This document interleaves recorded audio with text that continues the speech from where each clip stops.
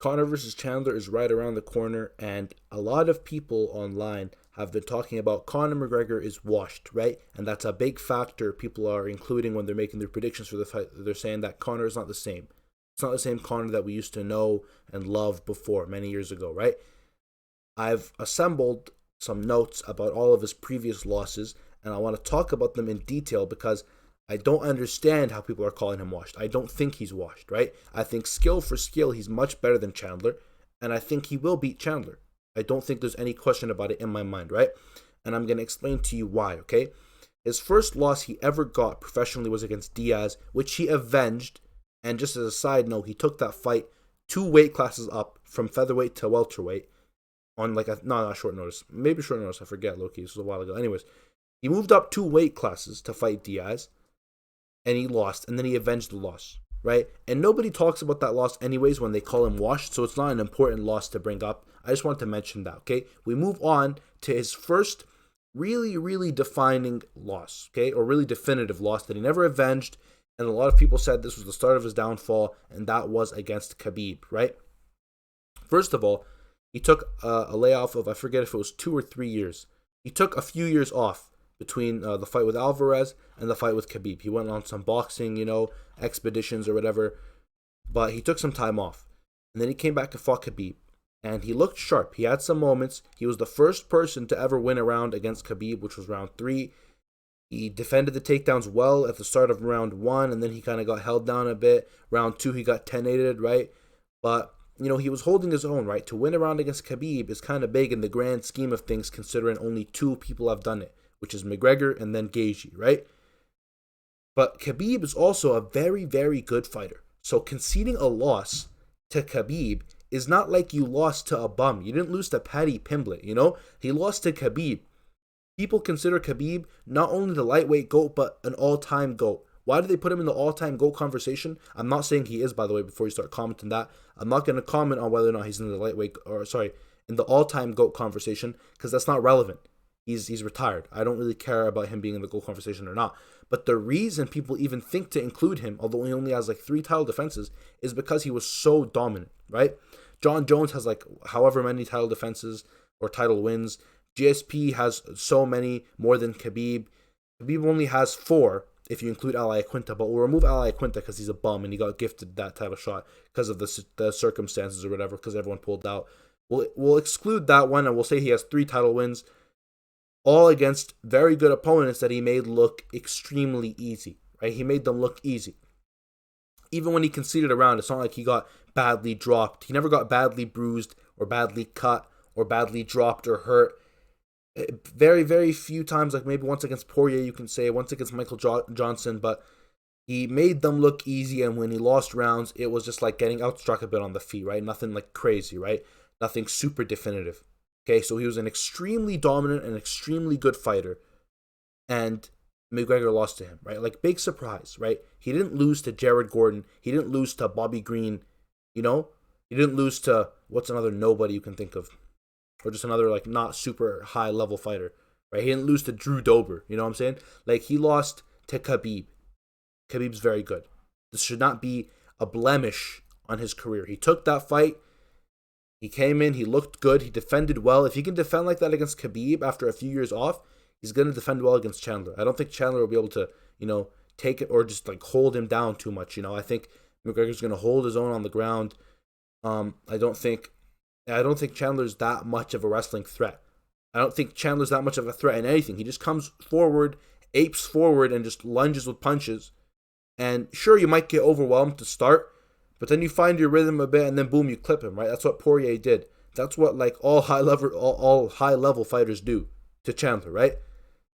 Chandler's just a bit of an idiot, right? He kind of gets super excited and just fights like a gladiator because the crowd is cheering or whatever. He has very, very low fight IQ, essentially, right? But every, like, super high-level fighter he's won against, right? Like Oliveira, Poirier, Gaethje, they all beat him. Who did he beat in the UFC? Dan Hooker was kind of like a B-level, low B-level low B-level lightweight, right? I was thinking of putting him C-level, but he's not. Let's say B-level lightweight. Dan Hooker's good. He did well against Poirier, although he lost. He put up a good fight. But Chandler beat Hooker. That's his best win. He beat Ferguson, aging like milk, but he did put him out cold. Still not aging too well though, right? Ferguson, as of right now, is like C level or lower, right? He's like completely washed, right? On like a 9-fight losing streak, 7, 8. We've lost track. This is how bad the losing streak is, right? His 2 wins in the UFC are against Hooker and I should say Dan Hooker. Say the full name, Dan Hooker and Tony Ferguson. Not great wins. He's lost to all the high level fighters he's faced, right? They all kind of find a shaw on him later in the fight. With Gaethje and Oliveira, it was round 2. You know, with Gaethje, he dropped him with the uppercut. With Oliveira, he dropped him with the hook, right? With Poirier, it was round 1. As Chandler was aping and just lunging with punches, Poirier found that right hook. I think it was the right hook that dropped Chandler and just turned the tides of the first round and turned it in Poirier's favor. So people find that shot on Chandler. You survive that early storm that he just throws at you, and then boom, you clip him, right? We've seen Conor We've seen Conor slump fighters who rush forward like Jose Aldo. Jose Aldo lunged forward at McGregor and got slumped in 13 seconds, right?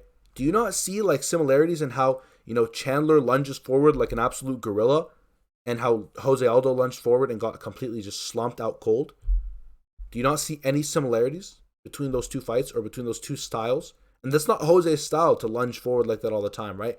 I think he kind of made a mistake like that. Maybe just rushed in. Maybe was angry. Maybe wanted a quick knockout of McGregor after all the trash talk. Really silence him. And then he got clipped, right? But that's just how Chandler fights. That's Chandler's style, is just rush forward. Ape forward. Swing punches. Swing massive punches. Boom, pick him up. Slam him on the ground. Swing more punches. And get like a TKO or something like that. You know? It's not like a high skill strategy. It's just overwhelm him. You know? Like he's not like the best, he's not the best fighter. Let's be real here. Chandler's not the best fighter. Anyways, let's move on. This all stemmed from me talking about Khabib's takedown pressure versus Chandler's, right? And how Khabib's is much better. I was trying to remember where I was before I started ranting a bit. But essentially, Chandler's takedown skills or grappling skills are not nearly as good as Khabib's. And if McGregor could do well against Khabib and survive 4 rounds, let's be real here, he didn't get like submitted that quickly. He was defending the takedown well in round 1. But Chandler's not that good. Chandler's not as good as Khabib. We move on. Let's move on from that loss. Dustin Porier, he lost to Dustin Porier. After he lost to Khabib, he came out and, you know, smashed Cerrone. We won't really talk about that because Cerrone was at the end of his career or whatever. That's not important right now. We're talking about his losses. Dustin Porier, he lost to Dustin Porier recently. He lost to him twice. We're gonna talk about the first one, the first loss. His first loss to Poirier, he was doing well in round 1. He didn't just get dominated, but then round 2, you know, leg kicks got up to him. You know, Poirier started teeing off, catching him a bit, knocked him out. Boom, that's how life goes, right? If getting knocked out by Poirier means you suck, if losing to Poirier means you suck and you're washed, then Chandler's washed because Chandler lost to Poirier in 2022, right? Like, where's the people saying that Chandler's washed? I mean, Chandler was never that good to be washed in the first place. You see what I mean? You see my point? He was never like a high-level UFC fighter to be called washed. You know, he was just some Bellator guy who came over and had some good fights, right? Losing to Poirier does not make you washed. That's what I'm trying to say here. Poirier is fighting for the title right now. He lost his last 2 title shots, but he's fighting again. And people are even picking him. Some people are picking him, right? I think a lot of people are just fans and they're just, you know, blindly, I think, just praying. I think a lot of the picks for Poirier are just prayers, saying, please, you know, guillotine, freaking check hook, knockout Islam. A lot of people are just praying for Poirier to win. I don't think he's going to win that fight. Islam is very, very good. But the fact that some people even think he has a puncher's chance, which he does. He could catch Islam. Although Islam is very good defensively, I don't think he will. But who knows? He might.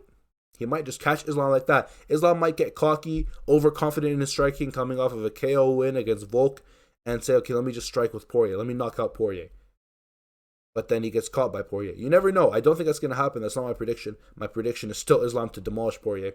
But it could happen. He has a puncher's chance. A lot of people are even picking him to win, right?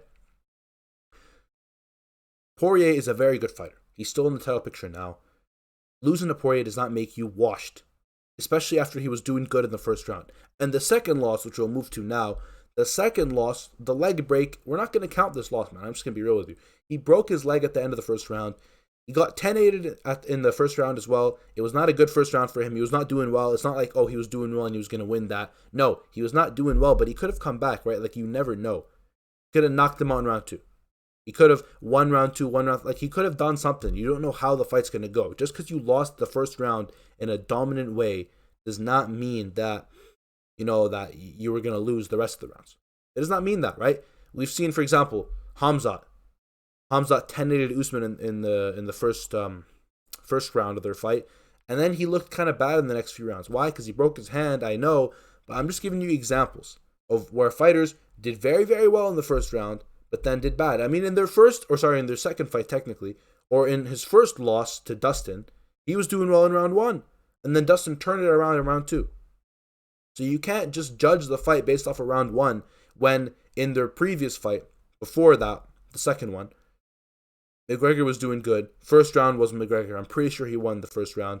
And then Poirier turned it around in round 2. So in the third fight, you never know if Conor was going to turn around round 2 and, clip Poirier, do something to Poirier. You never know. You cannot judge that fight based off of the first 5 minutes alone. Okay? He broke his leg. It was unfortunate. But we need to see that fight run again. We need to see the real trilogy. The real trilogy, right? Those are all of his losses. Can you believe it? 4 professional losses, and people think he's washed. How many losses does Oliveira have?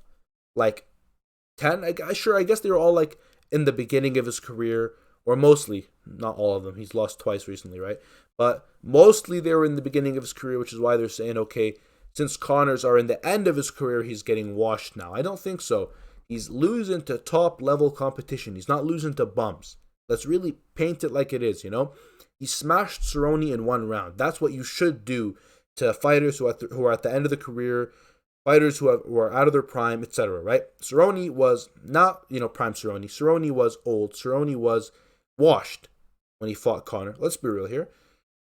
And Conor smoked him. That's what you should do. If you're a good fighter, that's what you should do to old men who are, far, who should have retired ages ago in the sport. You know what I'm saying? Like, you get the picture I'm trying to paint here. Yes, his last win was not super good or against a super good fighter, but he did what he should have done to a camp, right? I'm just trying to show you how he's done well recently, right? Even in his losses, he performs well, like against Khabib, like against Poirier round 1 in their second fight. We're not talking about the third fight. He smashed Cerrone, which he should have. I don't think he's washed, to be honest with you, man. I know he's taken 3 years off, but he took like 2 or 3 years off when he fought Khabib, and he still looked sharp in that fight. And Chandler's taken I think almost 2 years off as well. Chandler's last fight was November 2022. Chandler's had some time off too, so I don't think layoff is a big deal here. I think McGregor is going to still be sharp. I think skill for skill, McGregor is leagues above Chandler, and I think he will slump Chandler out cold in round 1 or 2. I don't see a third round. I really don't see a third round even possible, right? With the way these guys fight, even if Chandler was going to win, he's going to win around 1 or 2, right? I don't see it going to round 3. But if it does, sorry. I tripped over my words for a second. I don't see it going to round 3, but I think McGregor's going to win, right? I don't think Chandler's going to win. That's just how I think it is, right? Chandler's going to rush forward, boom, get clipped. That's just how it is. Going to rush forward, bam, the counter left or whatever it was. What was it against Aldo? Yeah, counter left hand. Yeah, left hand. Starting to think southpaw stance, left hand, right? Hit him in the left hand, slump him out cold, hammer fists, boom, done, finished. I'm going to make another video later about how to save UFC 303 because we know Roundtree pulled out. I haven't talked about that yet.